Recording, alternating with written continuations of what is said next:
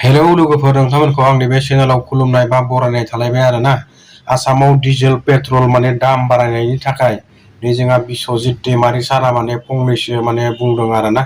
बिथाङा मा बुंलांखो बे बारायनायनि सोमोन्दै नोंथाङा भिडिअखौ जोबजासिम नाय मानो बुजिगोन आरो नायलांदो बिदिब्ला भिडिअखौहाय।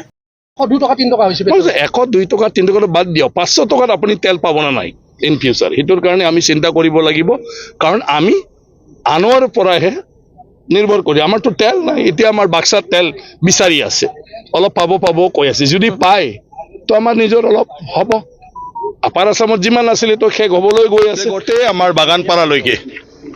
ইয়াতে দং বান্ধ বান্ধি ফালে পানী লৈ যাবলগীয়া হয় আৰু খেতি হিটুইদি কৰে গতিকে হিটুৱে এই অঞ্চলৰ ৰাইজৰ সবতকৈ ডাঙৰ সমস্যা আৰু দৈনন্দিন জীৱনত হিটু নহলে নচলে মই প্ৰতিশ্ৰুতি দিছিলো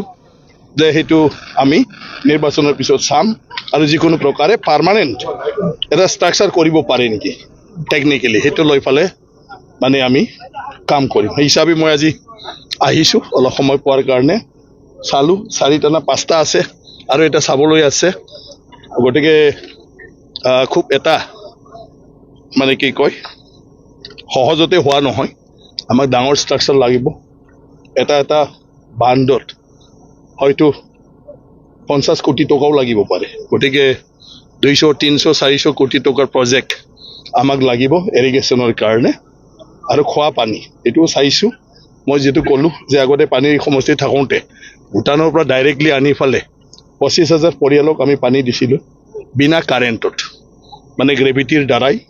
নিজে নিজে সুসৰাই যায় নিজে ফিল্টাৰ হৈ নিজে ঘৰে ঘৰে গুচি যায় ঠিক সেম স্কিমটো আমি ইয়াত কৰিব খুজিছো আৰু হেতুৰ কাৰণে নাই আমি পজিশনটো সব ঠিক হোৱাৰ পিছতে ভুটানৰ লগত ভুটানৰটো একো নাই পাৰমিশন মাত্ৰ লাগে তেওঁলোকে এলাউ কৰিব লাগে প্ৰথম আমাৰ প্ৰজেক্টটো সাকসেস হ'বলৈ হলে আমি ইয়াত কি কৰিব লাগিব কোনখিনি এৰিয়াৰ পৰা পানী আমি আনিব লাগিব ৰাইজক যদি বিলাব লাগে তাত ষ্ট্ৰাকচাৰ আমাক কি লাগিব এই গটিখিনি ঠিকঠাক কৰি আমি ফাইনাল এটা সিদ্ধান্ত লম আৰু এই সিদ্ধান্ত ফাইনাল হোৱাৰ পিছত সৰকাৰৰ লগত আমি ফাইনাল সিদ্ধান্ত হৈহে ভুটানৰ লগত আমি কথাটো পাতিম যে আমি ভুটানৰ ভিতৰৰ পৰাই পানীটো আনিব খুজিছো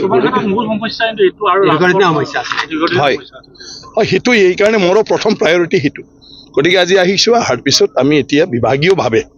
এক্সপাৰ্ট কোন আছে এই প্ৰজেক্ট বিলাক কৰিবৰ কাৰণে এতিয়া ইৰিগেশ্যনৰ এই প্ৰজেক্টটো কৰিবলৈ আমি হয়তো হায়াৰো কৰিব লাগিব পাৰে ইমান এটা কি কয় সময়ে সময়ে ভুটানৰ পৰা অভাৰ ফ্লাডেড পানী আহি যায় আৰু খুব ফৰ্সফুলি আহে হেতু যদি ধৰি ৰাখিব লাগে আৰু অন্য তাৰ দ্বাৰা যাতে সাইড এফেক্ট হ'ব নোৱাৰে নহলে আকৌ কোনবা ফালে ডাইভাৰ্ট হৈ গলে আৰু ডাঙৰ বিপদ হ'ব আমি খেতিত লাগে কৈছো 44